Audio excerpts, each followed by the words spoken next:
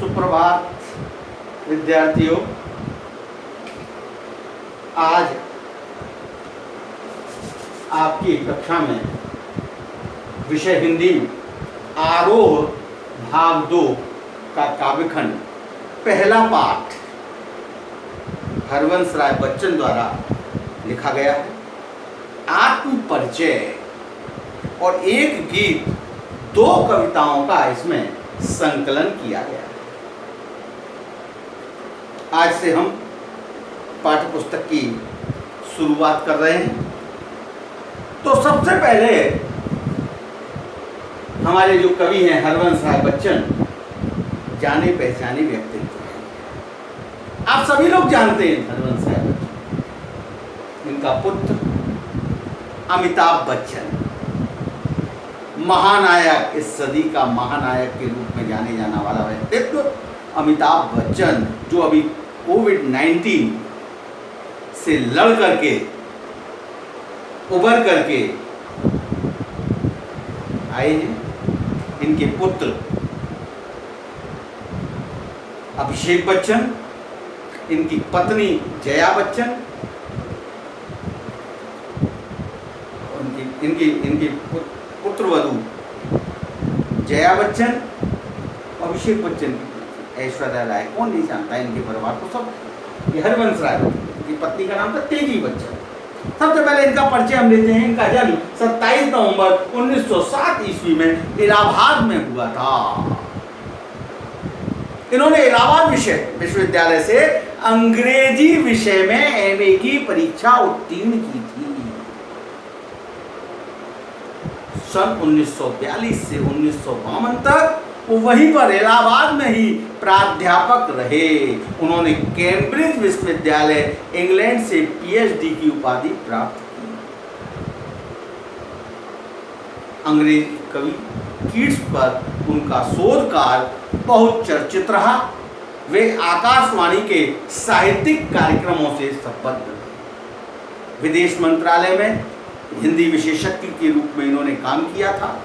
ये राज्यसभा के लिए भी मनोनीत किए गए थे। 1976 में इन्हें पद्म भूषण पुरस्कार मिला था। पद्म भूषण से इनको भारत सरकार ने अलंकृत किया था। 2 चट्टानें नामक रचना पर इन्हें साहित्य अकादमी पुरस्कार से नवाजा गया था। इनका निधन सन 2003 ईस्वी में मुंबई में हुआ। इनकी प्रमुख रचनाएं देखिए, सबसे मधुशाला, सबसे प्रसिद्ध काव्य संग्रह में मधुशाला 1935 में लिखी थी इन्होंने। मधुबाला 1938 में लिखी थी। मधुकलश 1938 में लिखी थी। निशा निमंत्रण, एकांत संगीत, अंकुर अंतर, मिलन यामिनी, सतरंगिणी, आरती और अंगारे, नए पुराने झरोके, टूटी फूटी कड़ियां। उन्होंने आत्मकथा लिखी, क्या भूलूं क्या याद करूं, नीड़ का निर्माण फिर बसेरे से दूर, 10 द्वार से सोपान तक। अनुवाद भी इन्होंने किए थे। हेमलेट, जनगीता, मैकबेथ। इन्होंने डायरी लेखन में भी अपनी कला का परिचय दिया था। प्रवासी की डायरी। अब देखिए इनकी काव्यगत विशेषता। सबसे पहले हम इनकी देखते हैं काव्यगत विशेषताएं। काव्यगत विशेषता 2 भाग होते हैं काव्यगत विशेषता के। नंबर 1 भाव पक्ष और नंबर 2 कला पक्ष।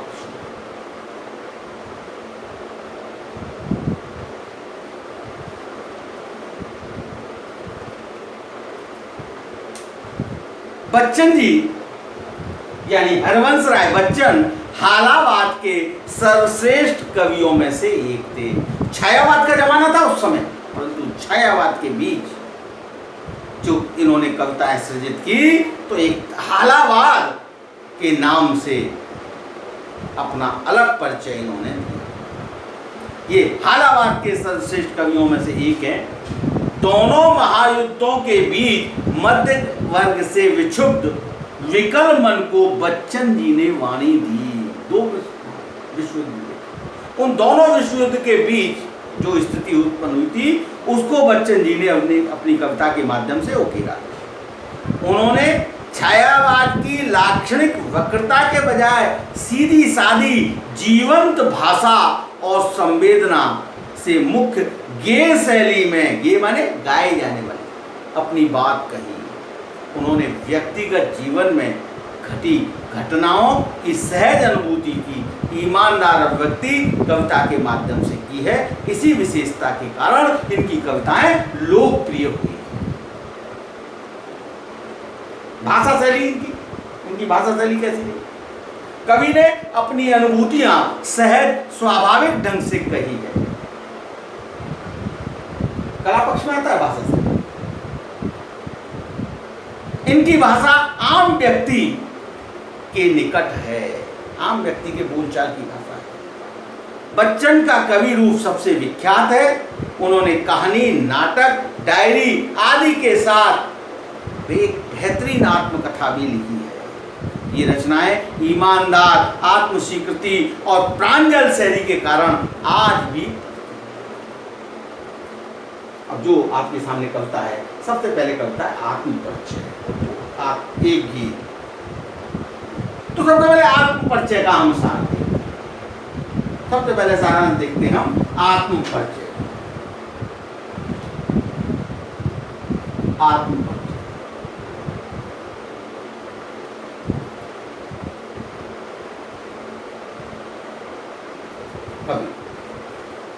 आत्मपरिचय कविता संघर्ष वेदना की मस्ती में जीने वाले हालावादी कवि हरवंश राय बच्चन की रचना है। इनकी कविताओं में पंत की मधुरता और दिनकर का तेज शामिल है।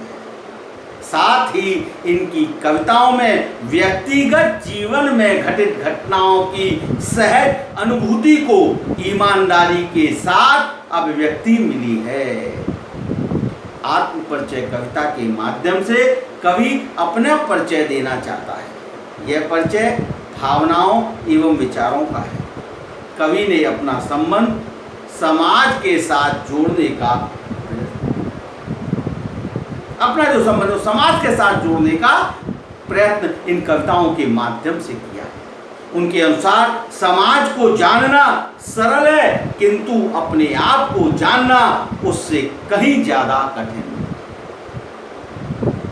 कवि को संसार के मनुष्यों तक पहुंचाना चाहता है। कवि जो है अपने भावों को संसार के मनुष्यों तक पहुंचाना चाहता है। यही संसार के लिए उसका उपहार है, गिफ्ट है। उसे ये संसार अधूरा लगता है। कैसे अधूरा है संसार? वह सुख दुख में संभाव रखते हुए, मतलब एक से भाव रखते हुए संसार के कल्याण के लिए कोई भी जोखिम उठाने के लिए तैयार हैं।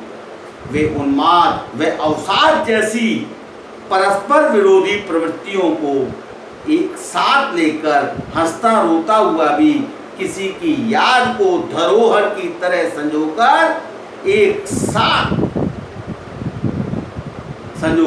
रखते हुए एक साथ चलना चाहता है। दुनिया अपने व्यंग बाण और शासन प्रशासन से चाहे कितना कष्ट दे, पर इस दुनिया से कटकर रहना भी अत्यधिक कठिन है, ये उनका मानना है। हमारी अपनी अस्मिता, अपनी पहचान का स्रोत हमारा परिवेश, हमारी दुनिया ही है, ऐसा उनका सोचना है।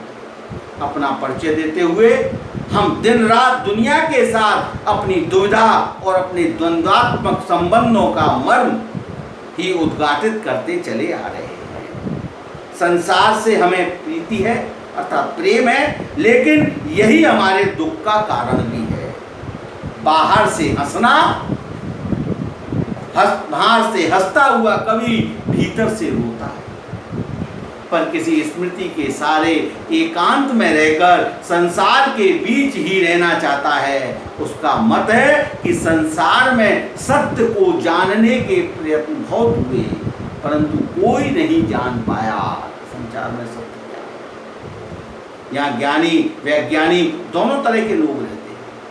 कवि कहता है कि इस संसार में कोई संबंध जोड़ने का इच्छुक नहीं हूं मैं, क्योंकि सांसारिकता के प्रति मेरा कोई लगाव नहीं है। कवि का कोई लगाव नहीं है। मैं करुणा में स्नेह और शांति में तेज का वाहक हूं। मेरी निर्धनता राजाओं के लिए भी स्मरणीय है, यानी अविस्मरणीय है। कवि कहता है कि मैं रोता हूं तो संसार उसे गीत कहता है। कवि का रोना संसार को गीत लगता है। कवि आश्चर्य करता है ये संसार मुझे कवि कहकर क्यों अपनाता है, जबकि मैं तो इस संसार का एक नया दीवाना हूं। मैं तो एक ऐसा मादक संदेश लेकर चल रहा हूं जिसे सुनकर संसार झूमे। मुबारक हो सबको समाए सुहाना, मैं खुश हूँ मेरे आंसुओं पे ना जाना, मैं तो दीवाना दीवाना दीवाना, मैं तो दीवाना दीवाना दीवाना। कभी अपने आप को दीवाना कहता है कि मैं दीवाना। ये आपने आत्मपरिचय का सारा देखिए। अब आप कविता का अर्थ ग्रहण करेंगे आत्मपरिचय का। मैं जग जीवन का भार लिए फिरता हूं, फिर भी जीवन में प्यार लिए फिरता हूं। जग जीवन, इस सांसारिक जिम्मेदारियां, इस संसार का जो जीवन है, इस जग में जो जीवन जीता है, उनके कुछ उत्तरदायित्व भी होते हैं, उनकी कुछ जिम्मेदारियां भी होती है। कभी उन उत्तरदायित्वों को, उन जिम्मेदारियों को लेकर के उसका भी उसके ऊपर भार है, फिर भी जीवन से प्यार की, फिर भी उसे अपने जीवन से जिम्मेदारियों रूपी बोझ से वो कभी दबा हुआ है, फिर भी अपने इस जीवन से वो प्यार करता है। उसका जीवन प्यार भरा है। कर दया किसी ने झंकट जिनको छूकर, मैं सांसों के दो तार लिए फिरता हूं। उसका जीवन सितार की तरह है, जिसे किसी ने छूकर झंकृत कर दिया है। किसी ने छू, कौन हो सकता है? कोई।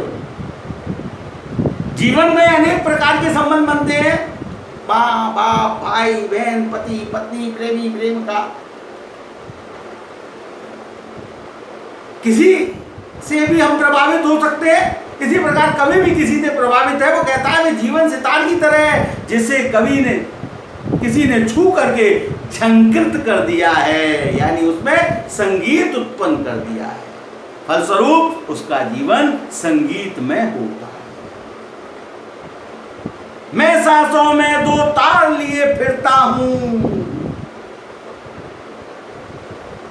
इन्हीं तार रूपी सांसों के कारण वो इस संसार में जीवन यापन कर रहा है। वो संसार में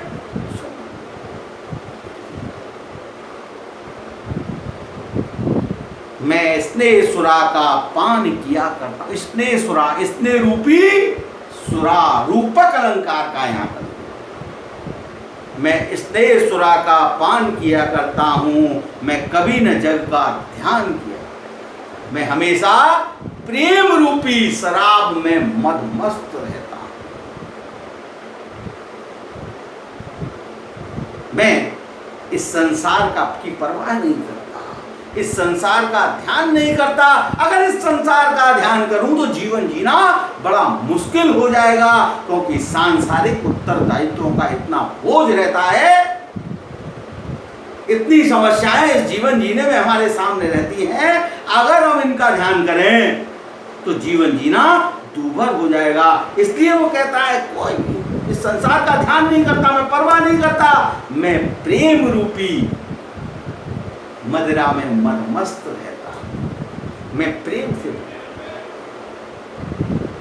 मैं कभी न जग का ध्यान किया करता हूं। मैं इस संसार की कभी परवाह नहीं करता। मैं इस संसार को कभी ध्यान नहीं देता। जग पूछ रहा उनको जो जग की गाते, क्योंकि संसार स्वार्थी, संसार उसी को पूछता है जिसकी लोग चाटुकारिता करते हैं, जो संसार का गुणगान करते हैं, लोग उसी के अनुसार चलते हैं।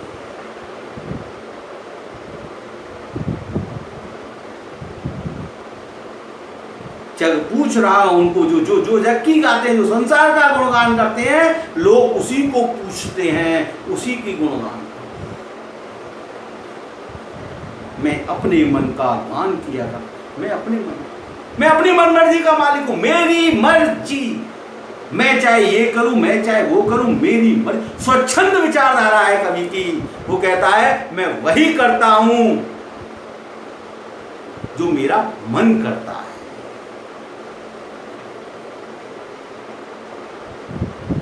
क्लियर? ठीक है। जीवन, जग जीवन, स्नेहसुरा, इसमें अनुप्रास अलंकार की छटा है। कवि ने निजी प्रेम को इसमें स्वीकार किया है, संसार के स्वार्थी स्वभाव पर टिप्पणी की है।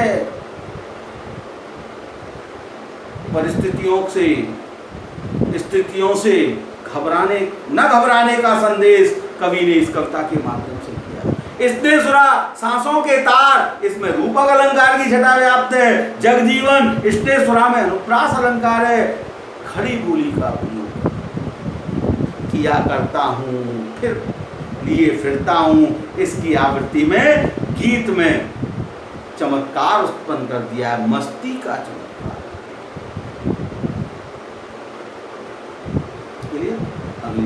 मैं निज उर के उद्गार लिए फिरता हूं, मैं निज उर के उपहार लिए फिरता हूं। निज माने अपने हृदय में जो भाव उत्पन्न आते हैं, मैं अपनी मर्जी का मालिक, मेरे मन पे जो विचार होते हैं मैं निज उर के उपहार, मैं अपने मन, मेरे मन में जो करने की इच्छा होती है मैं वही करने का प्रयास करता हूं। है ये अपूर्ण संसार, क्योंकि ये संसार अपूर्ण है, ये मुझको अच्छा नहीं लगता। इस संसार को किसी प्रकार चाहिए, मेरे अपने विचार होते हैं, मेरे अपने इच्छाएं होती हैं, मेरे अपने कर्तव्य होते हैं और मेरे अपने ही उपहार होते हैं, पुरस्कार। मैं अपने आप को, अपनी पीठ अपने आप थपथपा लेता हूं, किसी से अपेक्षा ही नहीं रखता, क्योंकि ये संसार अपूर्ण है, ये मुझको नहीं पाता। मैं सपनों का संसार लिए फिरता हूं, मैं अपने स्वप्नों का, अपने स्वप्न खुद बुनता हूं और उसके संसार को लेकर जला हृदय में अग्निदाह करता हूं, सुख दुख दोनों में हृदय में, परंतु अपने हृदय में अग्नि की ज्वाला जलाई रहती, उसे शांत नहीं, उत्साह को, अपने जोश को शांत नहीं होने देता हूं। सुख हो या दुख हो, दोनों स्थितियों में मैं मग्न रहता हूं, प्रसन्न रहता। ऐसा नहीं कि दुख में दुखी हो जाऊं, सुख में ज्यादा खुशी हो जाऊं, नहीं, दोनों में मग्न रहता हूं। सुख आया तो उसको भी स्वीकार करता हूं, दुख आया तो उसको भी स्वीकार करता हूं। जग भव सागर तरने को नाव बनाए, मैं भव मौजों को मत। ये संसार अपनी अपनी सुविधा के अनुसार से इस संसार रूपी सागर को पार करने के लिए व्यवस्थाएं जुटाता है, इसको तरने के लिए नाव का निर्माण करता है। मैं भव मौजों में मस्त हूं, मैं तो इस संसार की जो मौज है, लहरें हैं, उसमें मस्ती से बहता रहता हूं। मैं कोई व्यवस्था नहीं करता हूं, मैंने अपने आप को इस संसार के अनुकूल छोड़ दिया है। संसार मुझे जहां ले जाता है, हाय संसार है एक नदिया, सुख दुख दो किनारे, ना जाने कहाँ जाए हम बहते धागे। हाँ जाए कोई पता नहीं, सुख दुख दोनों, हर स्थिति में मैं मस्त रहता हूं। मैं इस संसार से जीवन जीने के लिए सुविधाजनक चीजों को एकत्रित नहीं करता। मैं सागर की, संसार रूपी सागर की मस्त लहरों में अपनी मस्ती में मुझे कोई चिंता नहीं, मैं कोई चिंता नहीं करता। मुझे जो इच्छा होती है वही करता हूं। यहां पर कवि ने प्रेम की मस्ती को प्रमुखता दी है, व्यक्तिवादी विचारधारा को प्रमुखता दी है, स्वप्नों का संसार में अनुप्रास, भवसागर तथा भव मौजों में रूपक अलंकार की छटा व्याप्त है। काव्यांश की बोली खड़ी बोली का स्वाभाविक, तत्सम शब्दावली की बहुलता इसमें की गई है। स्नेह,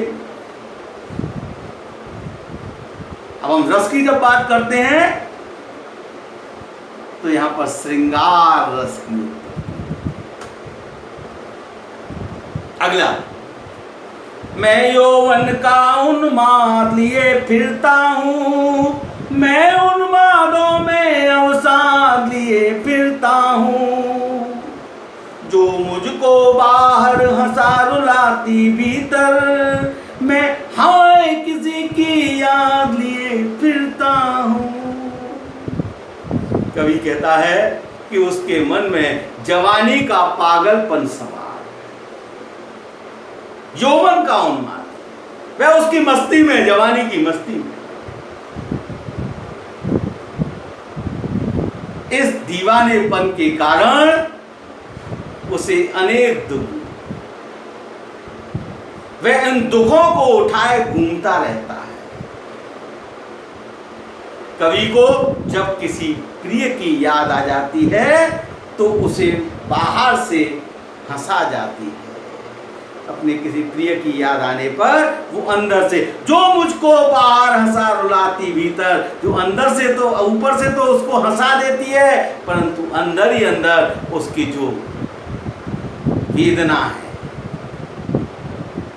उस वेदना अंदर ही अंदर उसके मन को व्याकुल कर देता है। कभी अंदर से रो देता है।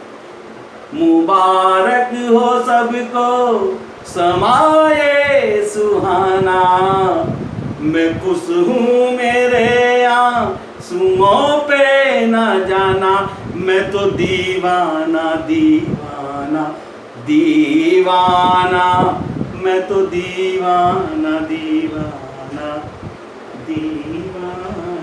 दीवाना है कवि। कवि को किसी प्रिय की याद आती है जो उसको अंदर से तो हंसा देती है, मतलब अंदर से तो रुला देती है, परंतु बाहर से कवि का मन व्याकुल हो जाता है,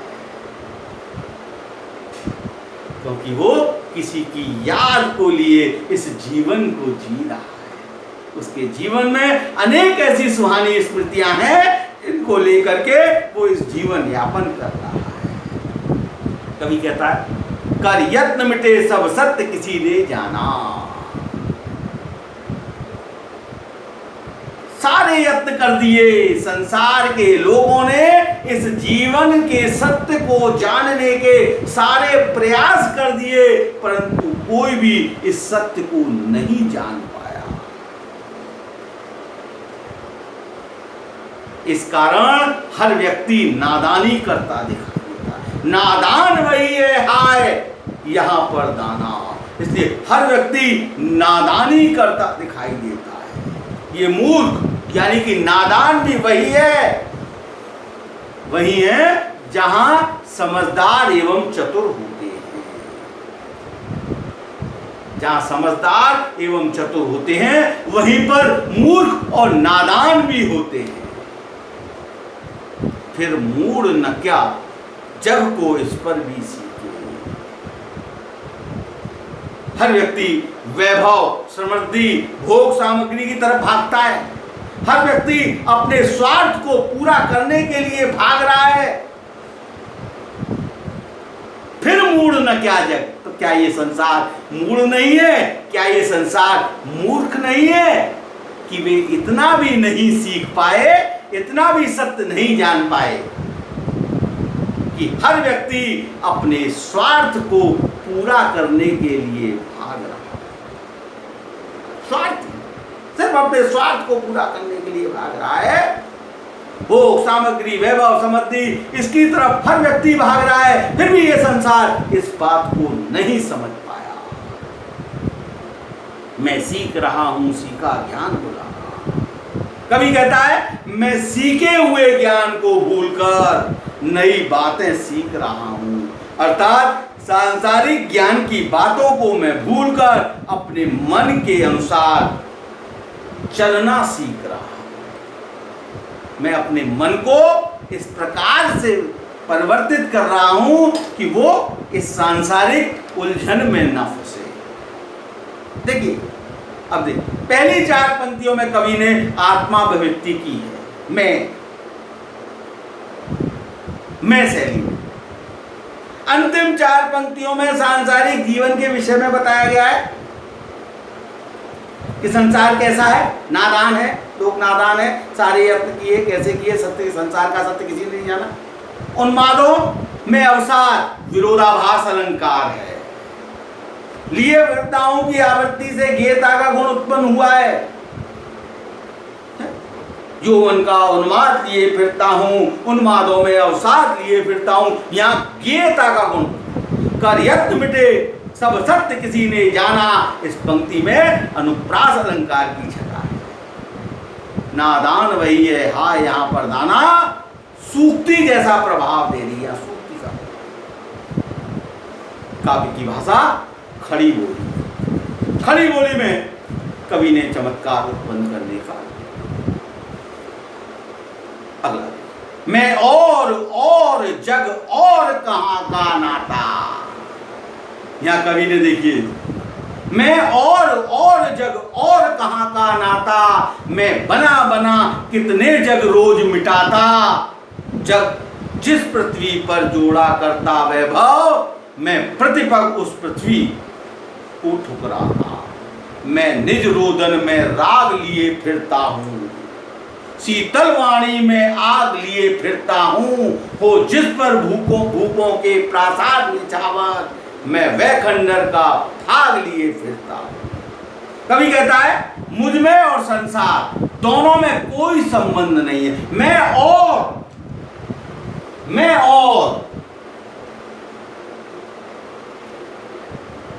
यानी अन्य, मैं और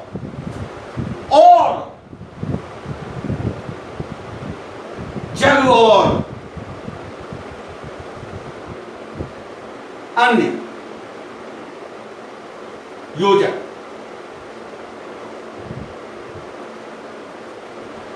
ये और 3 और का प्रयोग किया है इसमें। कवि कहता है, मुझ में और संसार दोनों में कोई संबंध नहीं है। मैं अलग हूं, संसार अलग है, हमारा कहां का नाता। मैं बना बना कितने जग, मैं जाने कितने रोग संसार बना देता हूं। मैं अपनी कल्पनाओं में जाने कितने संसार का निर्माण, ये वास्तविकता है। हमको मिटा सके वो जमाने में दम नहीं, जमाना हमसे है, हम जमाने से। इस संसार से हम नहीं है, हमसे ये संसार है। कवि का ये विचार, संसार किससे? हमसे, हमसे। तो कहता है, मैं जाने कितने नए नए संसारों का निर्माण करके रोज मिटाता हूं। मैं बना बना कितने जग रोज मिटाता, जग जिस पृथ्वी पर जोड़ा करता वैभव, मैं प्रतिपग उस पृथ्वी को ठुकराता। संसार अपने स्वार्थ के लिए संसार पर न जाने कितने वैभव जोड़ता है, धन दौलत रुपया पैसा इकट्ठा करता है। मैं उसी पृथ्वी को ठोकर से ठुकराता, उसी धरती को ठुकराता हूं। अर्थात जिस संसार में रह रहा है उसी के प्रति अनुकूल आचार विचार कवि रखता है।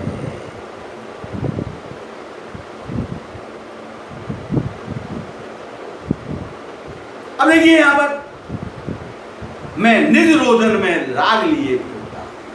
निज अपने आप के रोदन, कभी अपने रोदन में भी प्रेम का भाव लिए।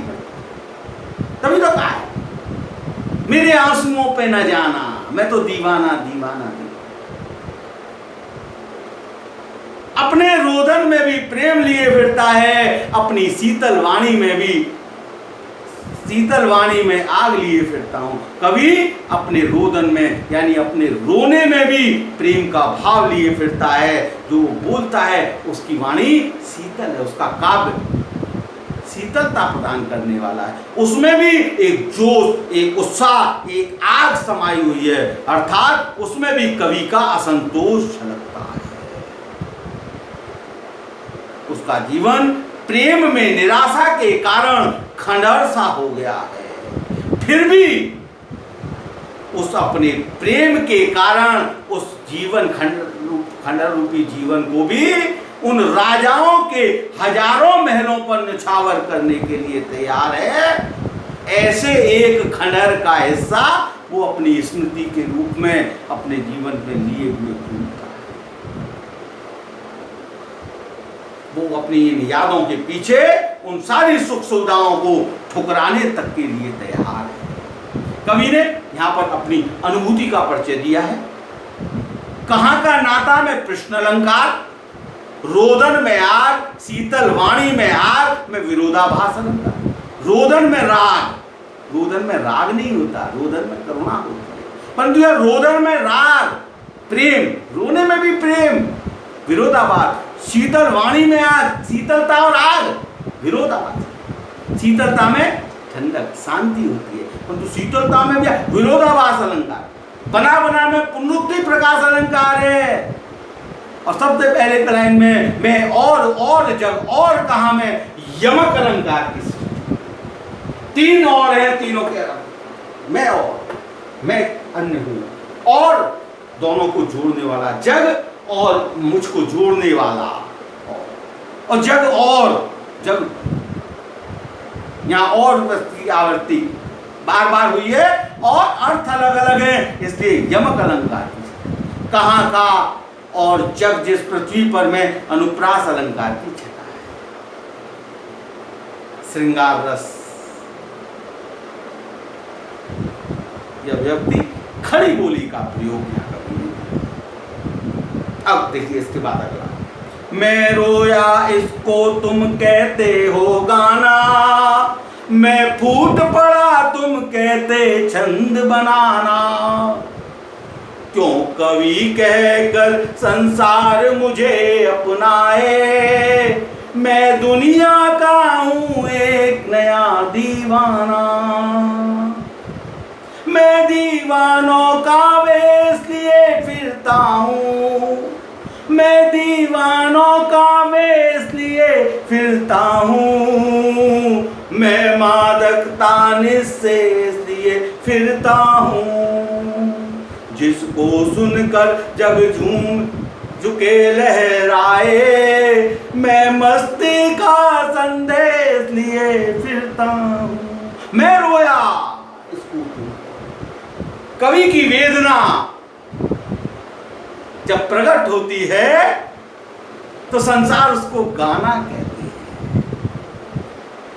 वियोगी होगा पहला कवि, आह से निकला होगा गान। आह वेदना कविता के रूप में,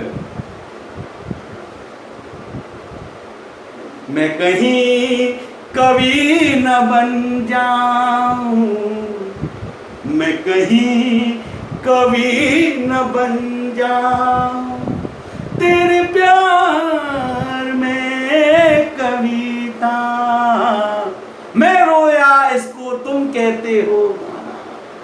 कवि कहता है कि प्रेम की पीड़ा के कारण उसका मन रोता है, अर्थात हृदय की वृथा शब्द के रूप में प्रकट हुई उसके रोने को संसार गाना मान बैठा। वाह वाह क्या बात है।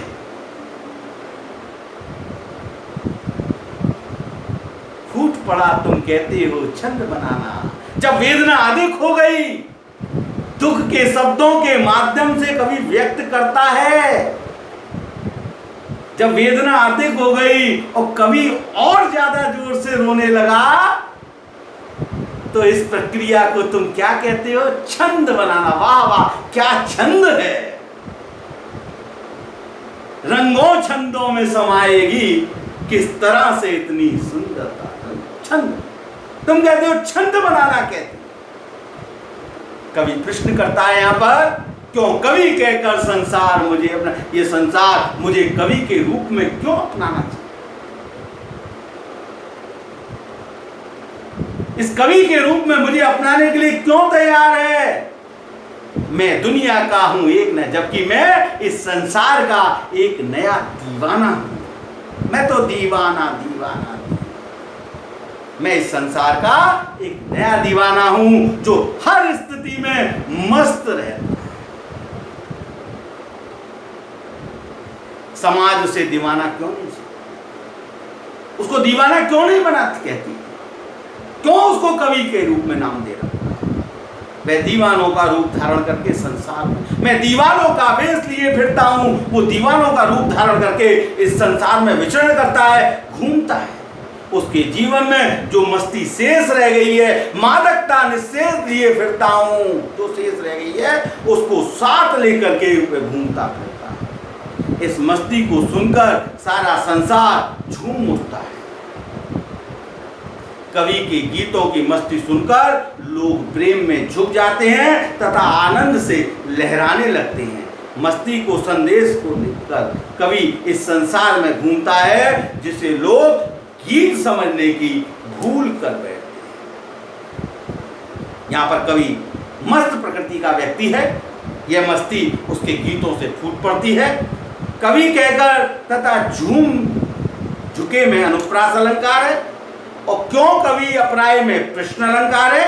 खड़ी बोली का स्वाभाविक प्रयोग किया गया है। मैं शैली के प्रयोग से कवि ने अपनी बात कही है। श्रृंगार रस की अभिव्यक्ति है, वियोग श्रृंगार है।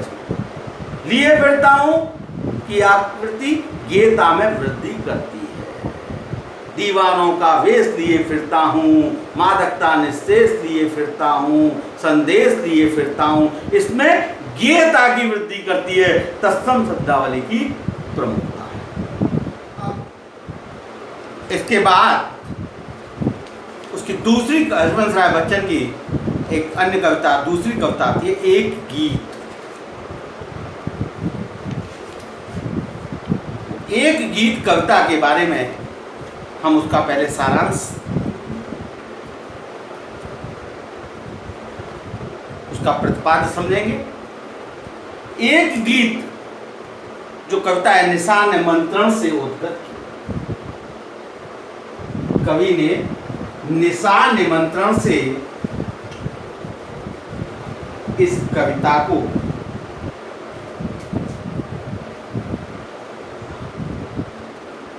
संकलित किया है। एक गीत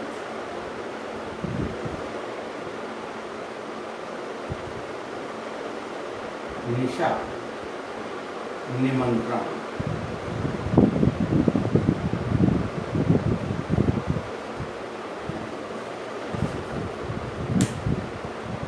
यहां पर प्रकृति की दैनिक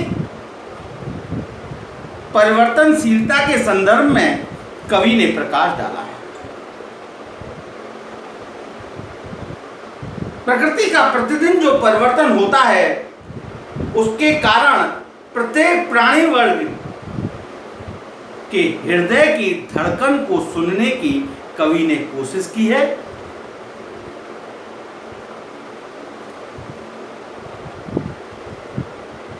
यहाँ इस कविता के माध्यम से बताने का प्रयास किया है कि किसी प्रिय आलंबन या विषय से भावी साक्षात्कार का आश्वासन ही हमारे प्रयास के पगों की गति को चंचल तेजी भर सकता है, अन्यथा हम शिथिलता की ओर से जड़ता की ओर प्राप्त होते चले जाते हैं। यह गीत एक बड़े सत्य के साथ समय के गुजरते जाने के एहसास में लक्ष्य प्राप्ति के लिए कुछ कर गुजरने का जज्बा लिए हुए। कवि कहता है कि सांझ गिरते ही पथिक लक्ष्य की ओर तेजी से कदम बढ़ाएगा। उसे रास्ते में रात होने का भय होता है। जीवन पथ पर चलते हुए व्यक्ति जब अपने लक्ष्य के निकट होता है तो उसकी उत्सुकता और बढ़ जाती है।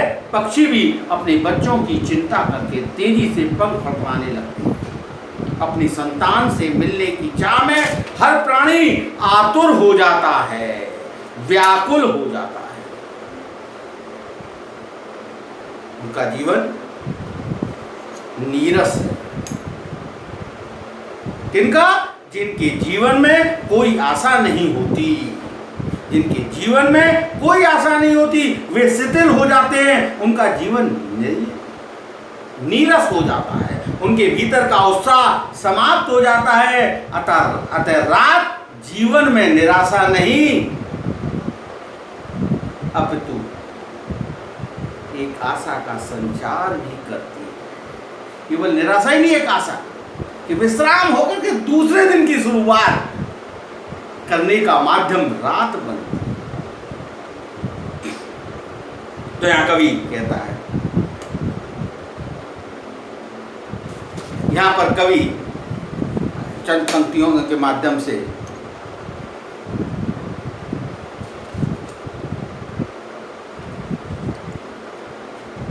कहता है, दिन जल्दी जल्दी ढलता है, दिल जल्दी जल्दी ढलता है, हो जाए न पथ में रात कहीं, मंजिल भी तो है दूर नहीं, यह सोच थका दिन का पंथी भी जल्दी जल्दी चलता है, दिल जल्दी जल्दी ढलता है। बच्चे प्रत्याशा में होंगे, नीड़ों से झांक रहे होंगे, यह ध्यान परों में चिड़ियों के भरता कितनी चंचलता है, दिन जल्दी जल्दी ढलता है, दिन जल्दी ढलता है, पता ही नहीं लगता। दिन में हमें उत्तरदायित्व निर्वाह करने की, अपने कर्म क्षेत्र में कार्य करने की इतनी व्यस्तता रहती है कि हमारा दिन कब ढल जाता है इसका हमें एहसास ही नहीं होता।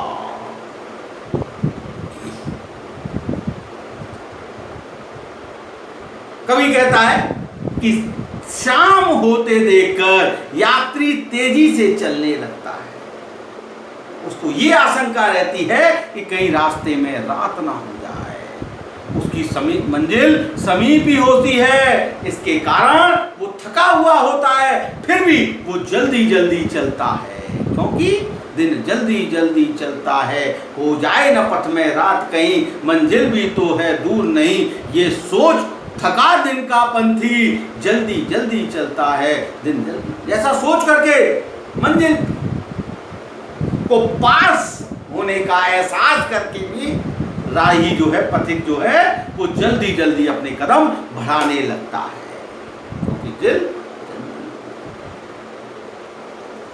कवि ने जीवन की क्षणभंगुरता वे प्रेम की व्यग्रता को व्यक्त किया है। जल्दी जल्दी में उन्मुक्ति प्रकाश अलंकार है, भाषा सरल सहज और भावानुकूल है, जिसमें खड़ी बोली का प्रयोग किया गया, जीवन को बिंब के रूप में व्यक्त किया है,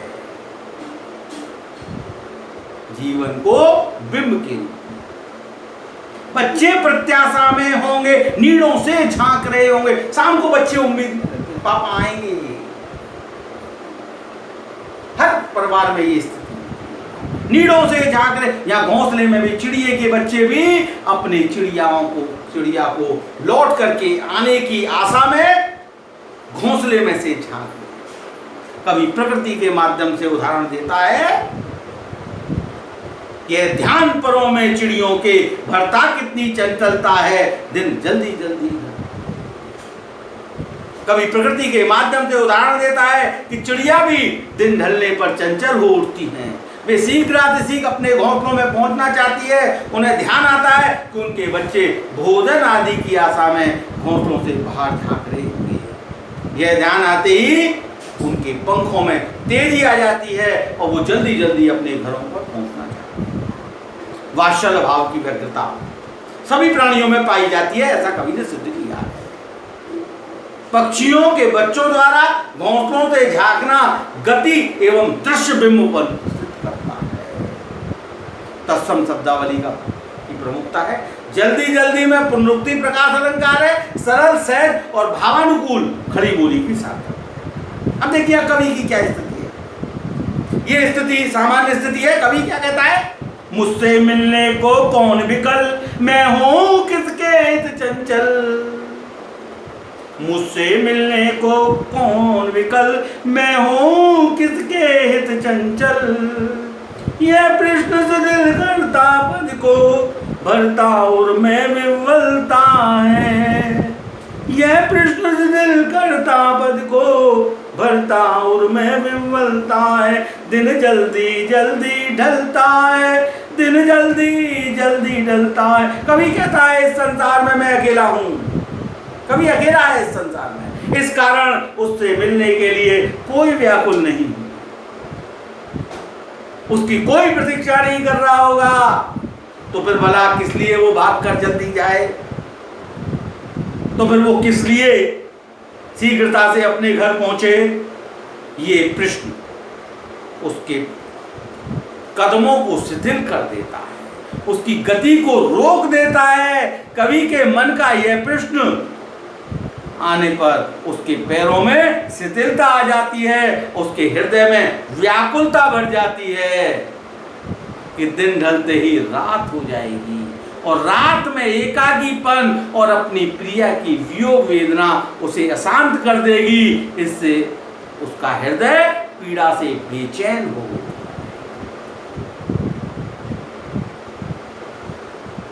कभी एकाकी जीवन बिताने वाले व्यक्ति की मनोदशा का वर्णन किया कर रहा है यहाँ पर। एकाकी जीवन जो बिताते हैं उन व्यक्ति की मनोदशा का वास्तविक चित्रण इस पंक्तियों के माध्यम से कवि ने किया है। सरल सहज और भावानुकूल खड़ी बोली का प्रयोग है। मुझसे मिलने में अनुप्रास अलंकार की छटा है। मैं हो चंचल में प्रश्नालंकार है। तत्सम प्रधान शब्दावली है जिसमें अभिव्यक्ति की सरलता है। बस आज इतना ही। आपका दिन शुभ मंगल हो। Thank you very much.